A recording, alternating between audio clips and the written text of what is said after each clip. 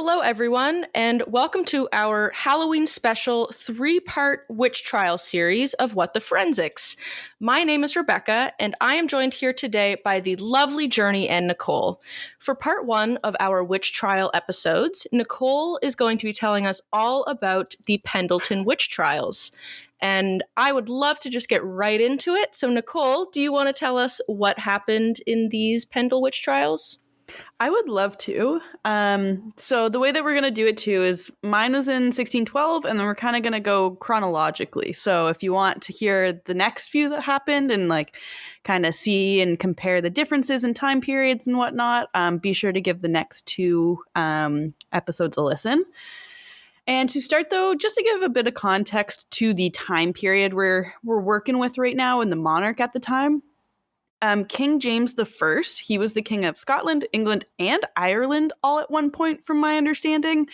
I think he was king of Scotland first, and then he assumed the throne for England and Ireland in 1603, and then he reigned until his death in 1625.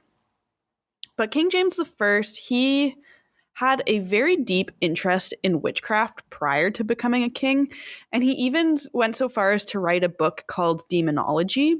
And this basically was an instruction manual for readers to condemn and prosecute not only those who practice witchcraft, but also those who supported them.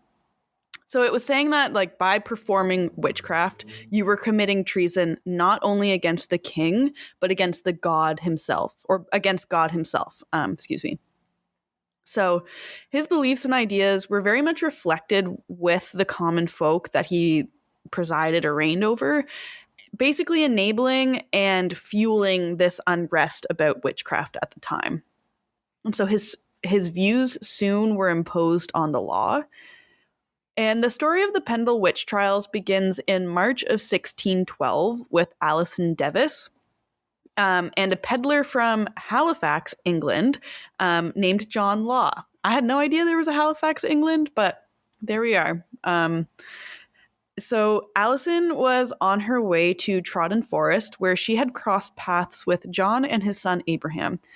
Alison had asked John for some pins, believed to have been required for a spell that her grandmother needed them for a spell, to which he said no to. It's unknown if Alison was going to pay for these pins or if she was begging, as that's how they kind of got by back then. But either way, John didn't want to give them to her, and so as a result, Alison cursed him under her breath. Maybe not under her breath, actually, I don't know, but he was cursed. Before I get too into it, though, there are some family names I want to quickly cover. So at the time in the area, there were two rival families. There were the Demdikes and the Chaddixes. And both of those families had poverty-stricken widows as their like matriarch of their respective family. So there was Elizabeth Southers. I'm going to refer to her as Old Demdike, and Anne Whittle, and I'll refer to her as Mother Chaddix. So Old Demdike was known, she was a known witch over the years, for over 50 years, and this wasn't entirely unusual in these villages in the 16th century, because witch didn't necessarily always mean evil for quite some time, and this could be used synonymously with terms like healer or wise woman, and these healers would practice magic and use herbs and medicines, that kind of thing. At this time, too, their existence, along with their family's existence, was deeply dependent on like the cures that they offered the local villagers. So this was how they made their money and survived on top of begging. And of note, Old Demdike and Mother Chaddix were both apparently in their 80s and blind at the time of these trials. So they've seen some stuff in their life. But back to the story. So Alison has just cursed John Law for not giving her what she wanted. And not long after, while both were still on the path close by, John fell to the ground, paralyzed, and couldn't speak. So at this time, they didn't necessarily know what he had suffered from. And what is believed today by historians is that he had suffered from a stroke.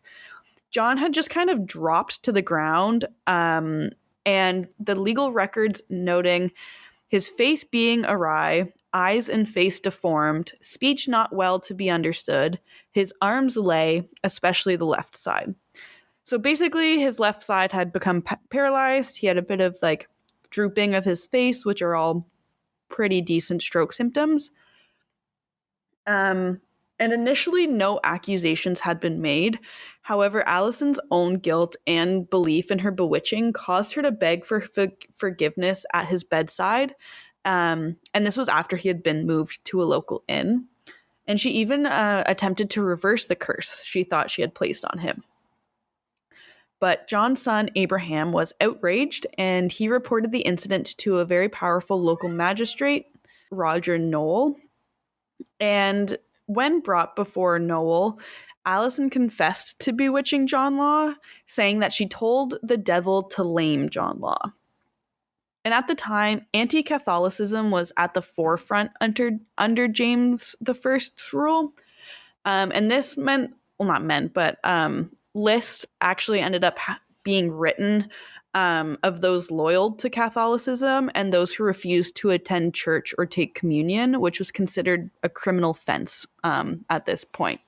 So he was very adamant on that, for sure.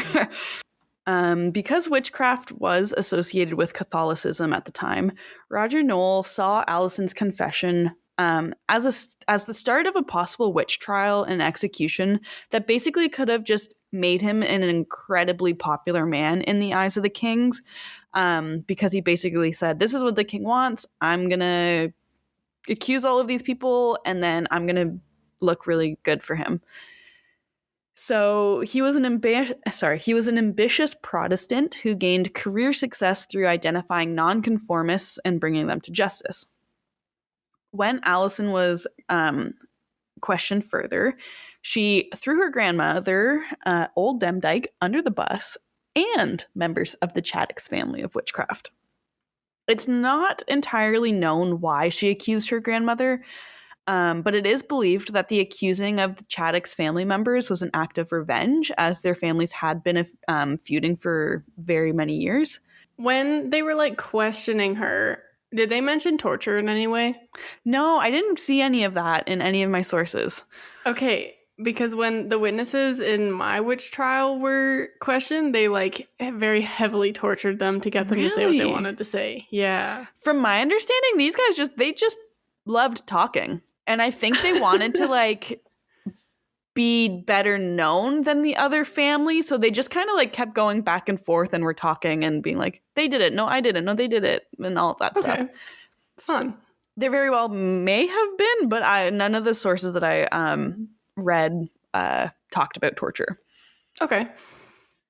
But I guess one of the Chaddix members had supposedly broken into the Demdike's home, which is known as the Malkin Tower, and stole goods worth like £1. And this is approximately 100 pounds today. This is not the weight. This is the currency pound, I will say, just for clarification. So not like a lot, but I guess to them, that's like almost all that they have, I would assume. Like they didn't have a lot. So Alison accused Chaddix of murdering 4 or 5 men, and sources vary on that number. And this included her own father, John Devis. So John blamed his illness that ultimately led to his death on Mother Chaddix. And I guess Mother Chaddix had threatened to harm him and his family if they didn't pay up annually for their protection. So I don't know if like Mother Chaddix had like a protective spell on that family that they were paying for. That I'm a little confused with, but the Demdikes believe that Mother Chaddix was the cause of his death, essentially. And so the deaths of 4 or 5 other villagers that happened in previous years before this trial, they were blamed on Mother Chaddix performing witchcraft. James Demdike, now Alison's brother, also confessed that Alison herself cursed a local child a while before bewitching John Law. So like their own family was just throwing each other under the bus on this. And now Elizabeth Demdike, this is Alison's mother, confessed that her mother, Old Demdike, had a mark on her body, and this was a witch's mark. And this was an identifier included in King James's demonology book. And I think it's just like a mole or a freckle, but they saw that as the witch's mark. And Elizabeth Demdike explained that Old Demdike's witch's mark was from the devil sucking her blood, ultimately leaving her mad. Yeah, that's a little intense. Okay. Yeah, just a little bit, I'd say. And so Anne Chaddix now, this is Mother Chaddix's daughter. She was apparently seen creating clay figures, and this was another identifier of witchcraft at the time, and then this led to her arrest. What if she was just super passionate about pottery? Right? Nope, you're a witch at that point. Okay, fair enough. Because I guess, like, I don't know if they saw it as, like, a means to curse people and use that as, like, an intermediary, but any human-like clay figure was, like, witchcraft. Interesting. I wonder if it's, like, in, like, I think it's Catholicism and Christianity where, like, you're not allowed to, like, there's the whole false idols. Like, what if they thought those clays were, like, some of the idols that were not supposed to be? Yeah, I don't know. I also kind of worry if those have something to do with, like, I'm not sure if you guys have heard of, like, worry dolls. Oh, no. I had a little box of them growing up that, like, a family friend had given to me. And again, I'm not sure if they're related to this at all, but it was just like a little tiny box with like a little kind of description on it. And inside was just like these little tiny figurines, almost made with like what looked like toothpicks and like string. And it was called a worry doll. And basically, you were supposed to, like, if there was something that was really stressing you out or something like that was just kind of really getting to you, it was said like you put that under your pillow, and then when you sleep through the night, it's supposed to kind of take away your worries. Oh, okay. Oh, yeah. okay. So I'm just wondering if maybe they could stem from that, because the whole like pottery little figurine thing they think stemmed from witchcraft. Possibly. That's not a bad idea. Or what is it? Theory? Theory. That's what I'm looking for. Well, it also makes me think of, like, I mean, completely different religion, but like voodoo dolls, just like a being and a doll representing someone and then creating that like connection to someone in the real life. That was my first thought too. Yeah. But yeah, so these dolls were, these clay figures were created by Anne Chaddix apparently, and so this led to her arrest. But after hearing evidence, some of the evidence at least, Allison Ann Redfern, so this was the daughter of Chaddix.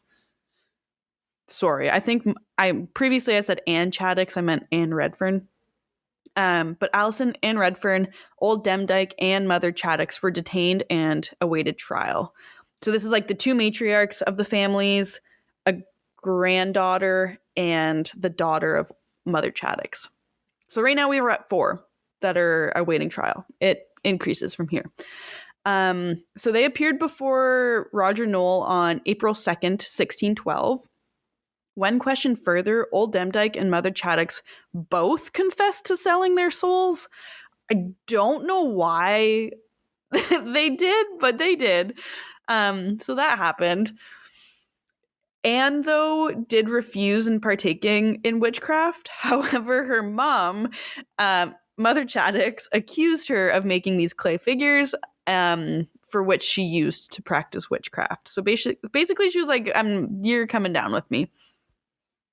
So the next day, on April 3rd, 1612, Old Demdike, Mother Chaddix, Devis, and Redfern are, quote, committed for trial for witchcraft, end quote, at Lancaster Castle.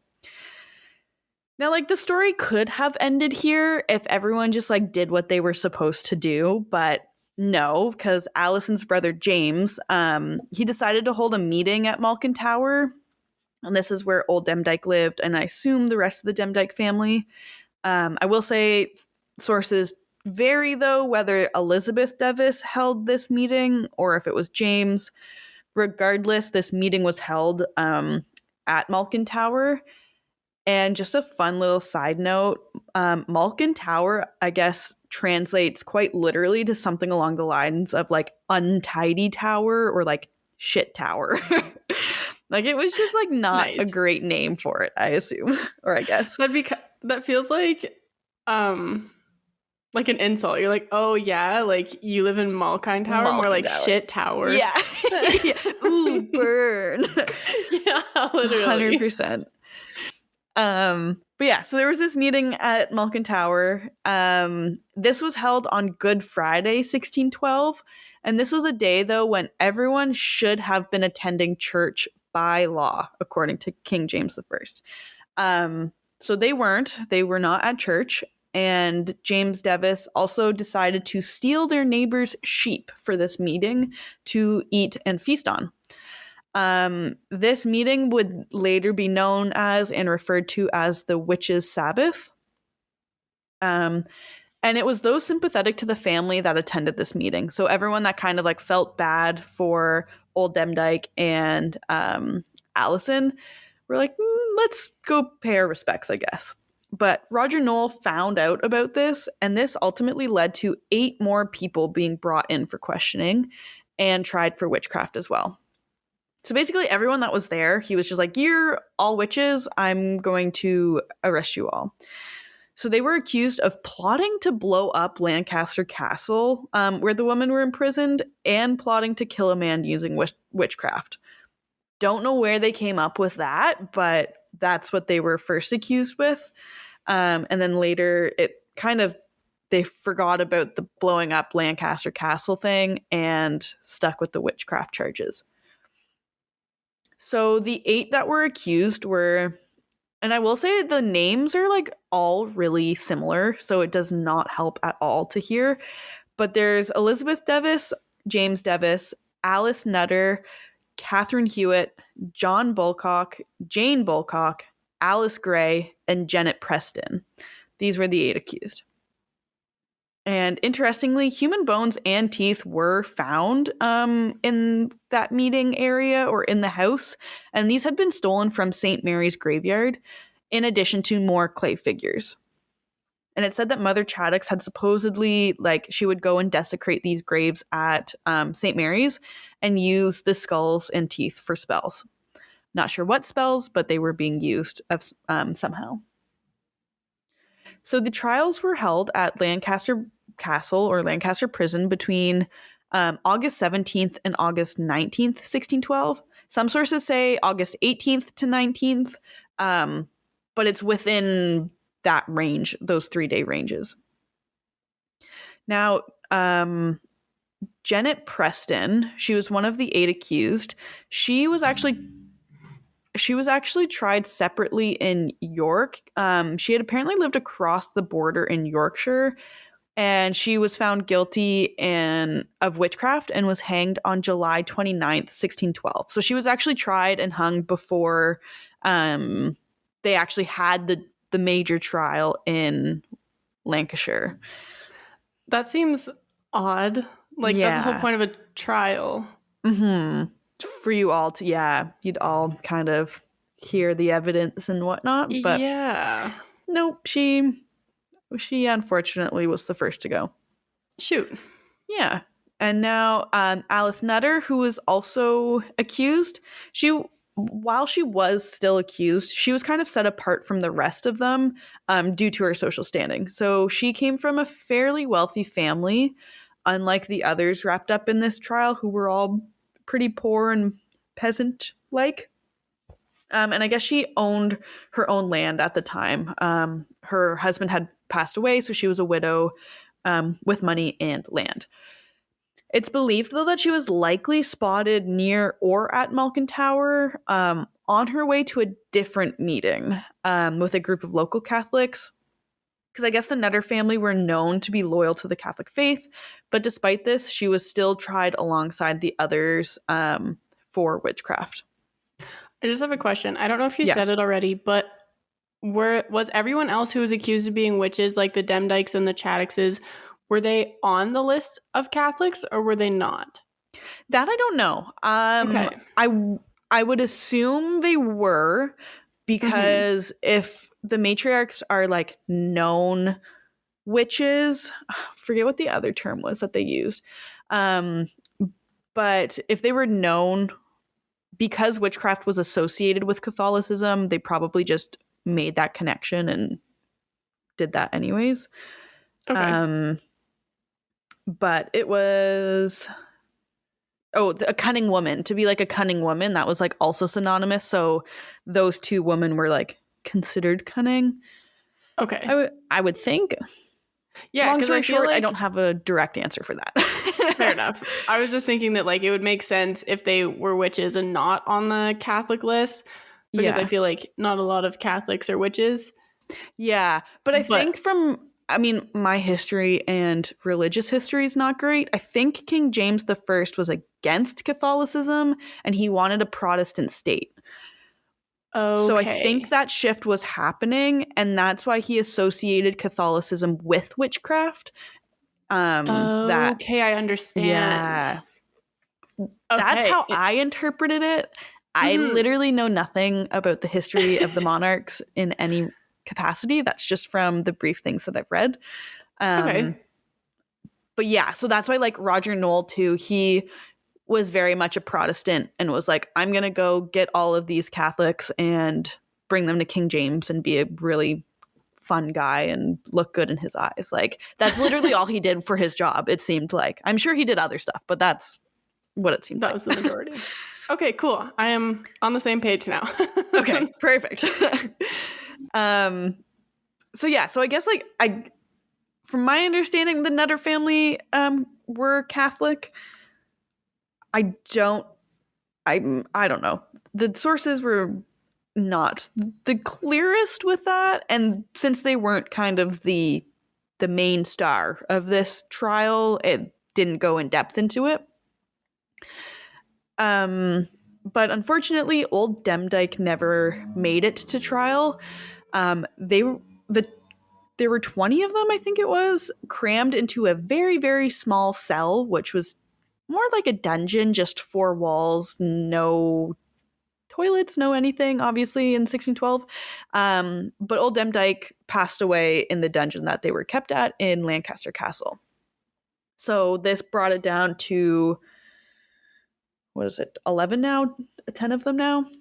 But as the trials began, 9-year-old Janet Devis, granddaughter of Old Demdike, she was the youngest of the kids. She was a key witness, I will say in air quotes, witness in this trial, if that's what you want to call her.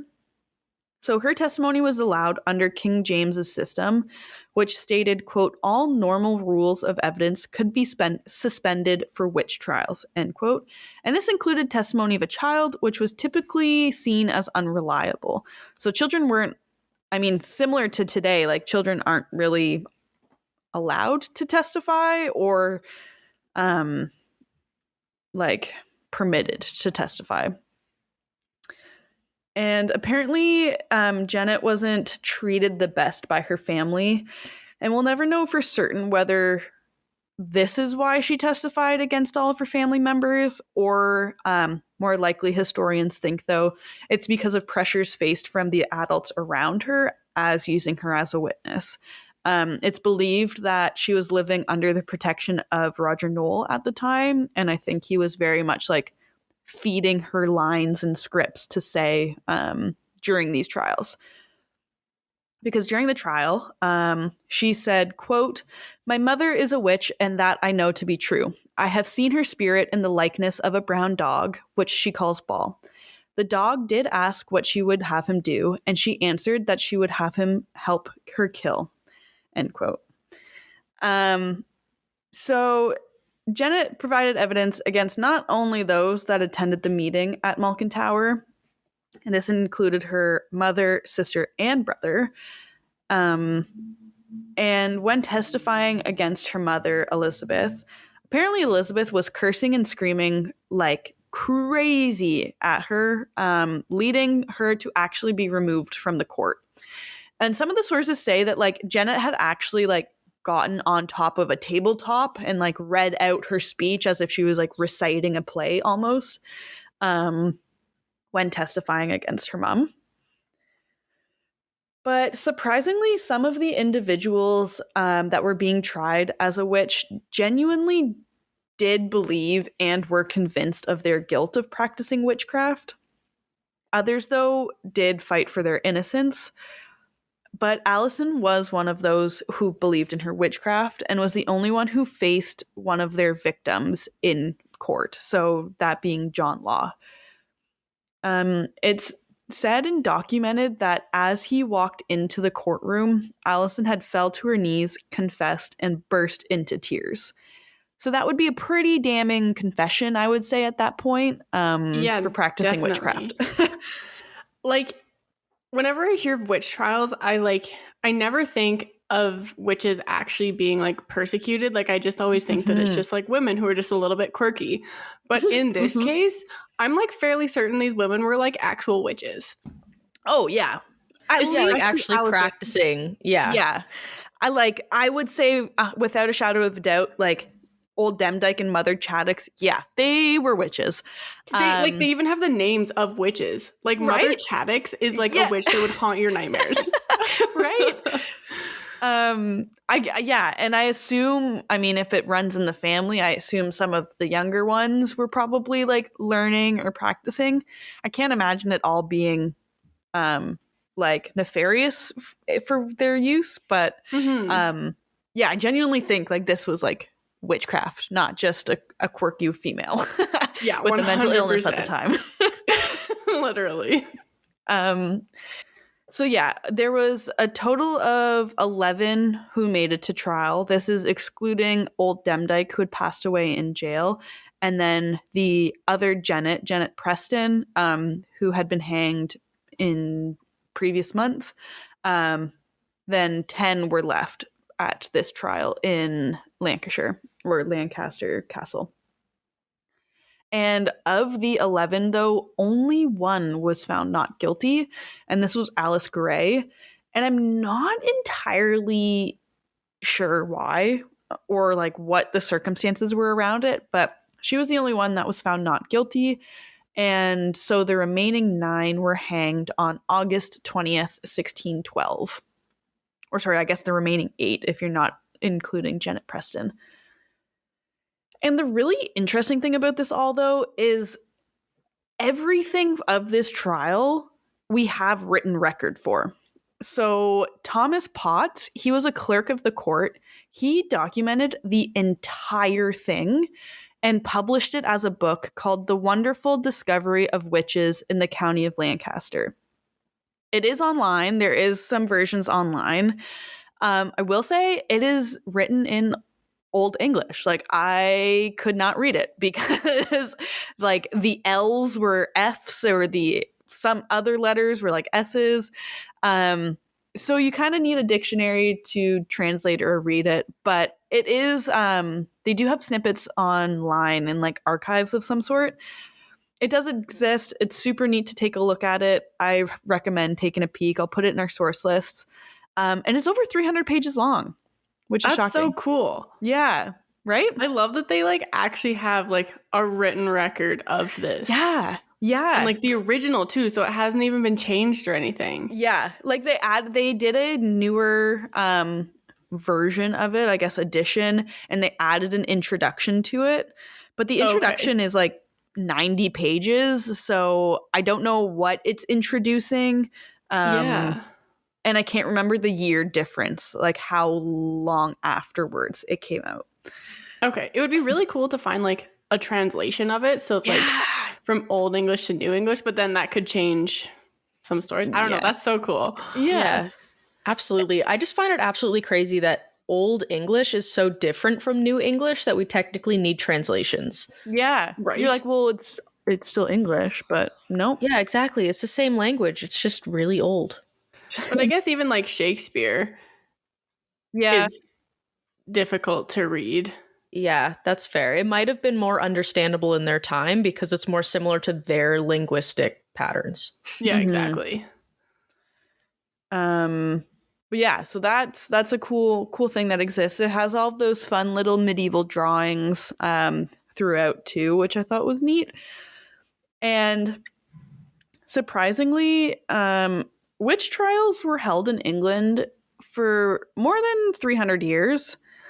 But of those 300 years, less than 500 people were ever executed for practicing witchcraft. So I guess the acquittal rate was something like 75%. Like, if you were typically accused of witchcraft, you weren't often going to be killed or hanged for witchcraft. But this then means that the Pendle witch trials accounts for 2% of all English witch executions. Which just seems like kind of wild. It's kind of a small number, but it's kind of a big number. Yeah. It's because witch trials have been so, like, even the Salem witch trials, like, they're so well known that I had assumed, like, hundreds of thousands of witches had been killed. But, like, the fact that they, so crazy. Right? Yeah, I genuinely didn't realize how many more witch trials there were before Salem. Like, Salem was almost one of the last ones. Yeah. I think well, I mean, you'll explain more in episode 3, but I feel like Salem was like the catalyst for being like, ooh, maybe we should like not do this. You know what I mean? Absolutely. It's also fascinating though, and I know you still have more to tell, just slight tangent. It's also just fascinating to see how, like, in your case, there's actually individuals that like were actually practicing witchcraft, and then like in the Salem witch trials we're getting so far away from that it's like mass accusations. It's the hysteria of it all, and just being like, oh, that's scary a little bit, you're a witch, so let's throw you into the list of it all. The way we have this laid out is perfect because the Torshaker ones are just like kind of in the middle. Oh, perfect. Okay, so you'll see the evolution of it all. But yeah, so what Janet Devis did in 1612 really gave precedent to magistrates allowing children to testify in witch trials. And children as young as 3 actually had been used in some trials as a witness and provided testimony. In the years following the executions, though, not much is really known about what happened to Janet Devis up until March 24th, 1634. So between 1612 and 1634, there's kind of a limbo space. We don't know where Janet Devis is. But come March 1634, a woman by the name of Janet Devis appears in reports, and she became one of 20 tried at Lancaster for the crime of witchcraft, accused of murdering Isabel Nutter, falling victim to the very precedent she set back in 1612. So the key witness of this trial was 10-year-old Edmund Robinson. He came home one day spewing like this wild story about greyhounds, hares, witches, horses, all kind of being turned into other things. So he came back, told his father this, and 20 people were imprisoned. They spent 15 months in Lancaster Castle, and many of them actually died in Lancaster Castle of what they called jail fever, which I think is just poor. Yeah, go ahead. So is that how they can say only 500 witches were killed because the rest just died before they could be killed? They didn't kill them. They didn't do the killing. They died of natural causes. Ooh, how sneaky. I mean, I would assume, I don't have written proof to say, yeah, that's what happened, but that's my educated guess on that. Yeah. Yeah. So Edmund would actually later admit to making all of his testimony up and fabricating his story, saying that his story was inspired by the earlier stories that he heard of the Devis family. So basically he just used like Janet Devis's family history and created that to try to start a new witch trial, I guess. I don't think that's what he intended it to be, but that was starting to happen. And I guess Edmund's father had also been blackmailing the women that were accused, and they would get his son to accuse the woman if they wouldn't pay him for who knows what or for how much. But eventually, and thankfully, I guess, Jenna and the other prisoners were acquitted once they found out that Edmund had been making everything up. And with her... Yeah, so I guess like her own words years prior almost ended up being the death of her, which I find kind of ironic. sucks, but kind of also very ironic. And although acquitted, though, the Lancaster inmates had to pay for their board and stay until their debts were cleared. So basically, like, I could throw you in jail. You could be acquitted, but I'd be like, you actually were here for this amount of days, so you have to pay us back in probably service to be free. So many of them stayed imprisoned. And it's believed that Janet Devis likely spent her final days withering away like old Demdike did, dying in Lancaster Castle. So there's no official record of her death. However, there is a record from August 22nd, 1936, or not 1936, 1636, that she was still at Lancaster Castle. So this would have been 2 years after that trial.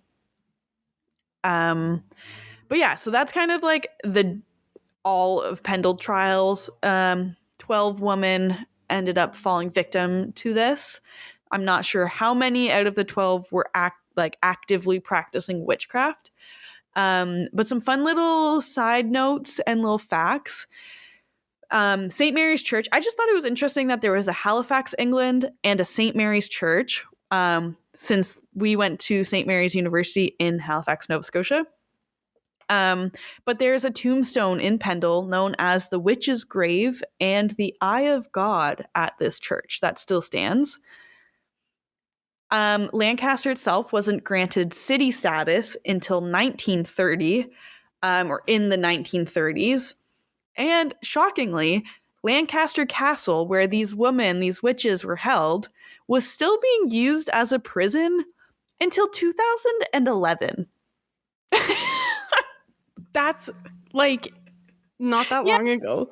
No. That is like barbaric of modern day. Yeah. Like Alcatraz was open for only like 100 years and they deemed it like not suitable for humans. But they're still using a castle from like 1612. Yeah. At that point, it had been open for 400 years. Mm-hmm. And many, many people perished in that place. I can imagine they probably still didn't even have like heating or food. Yep. Literally, like how haunted is that building? Well, it's been given the name, the town it's in has been given the name the Hanging Town. So I assume quite haunted, I will say. Yeah. We gotta send BuzzFeed Unsolved or whoever those two guys are. Watcher now. It's Shane. Yeah. We gotta send them there. Gotta send Ryan and Shane down to the jail in Lancaster. So first there was London. They hanged the most people. Next to that was Lancaster. So that's how they got the nickname of the Hanging Town. So a lot went on there, and they surprisingly had a few witch trials, a lot of witches. Unfortunately, quite a few that perished. But those are the Pendle witch trials of 1612. Well, that is fascinating.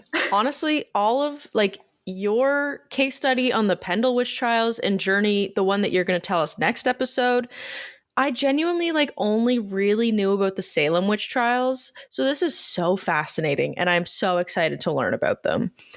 I can't believe they actually started with prosecuting like real witches who actually practice witchcraft. Mm-hmm. Right? And I just found out the updated version or like the newer edition was 1845. So it is still quite old of a book. Yeah, probably a little more easy to understand. They probably translated the Old English, hopefully, but it's still like Middle English. Oh no, they didn't. No, because that's the one that I saw where like I read, you can go like through, I just sent the link in the group and I'll put it in the sources, but yeah. And like every is spelled EUERY upon VPON. It's, yeah, you can get the gist, but it's very old. That is so strange. That's so fascinating. Nicole, thank you so much about telling us about the very fascinating witch trials of the Pendle witch trials in 1612. That's just super fascinating. I love history. I love when we do historic episodes. To make sure you guys see our other 2 episodes that we're uploading, make sure to check out our Instagram, YouTube, and Facebook at What the Forensics. We'll be posting updates about the episodes. And then you could also check us out on Twitter at WTForensicspC or our website at whattheforensics.ca, where you're going to find all of our sources and also source images that we may talk about throughout the episode. And then finally, if you want to reach out and kind of give us some suggestions, you have comments or concerns about our episodes, just feel free to reach out at whattheforensics@gmail.com. We would love to hear from you. Finally, if you guys want to give us a review, if you're enjoying the podcast, we really love to read them. We love to get the feedback, and it also helps us out. So this has been the first episode in a 3-part series. Definitely make sure to check out the next 2 because we are not finished with them. This has been another little episode of What the Forensics, and we'll see you in the next one. Bye! Just a reminder to everyone that we are not professionals in the forensic science field. We are just interested in forensics and want to share what we are learning with our listeners. We're trying to give you the most accurate information, but we are human and can make mistakes. Thank you so much for listening, and we hope to see you next week.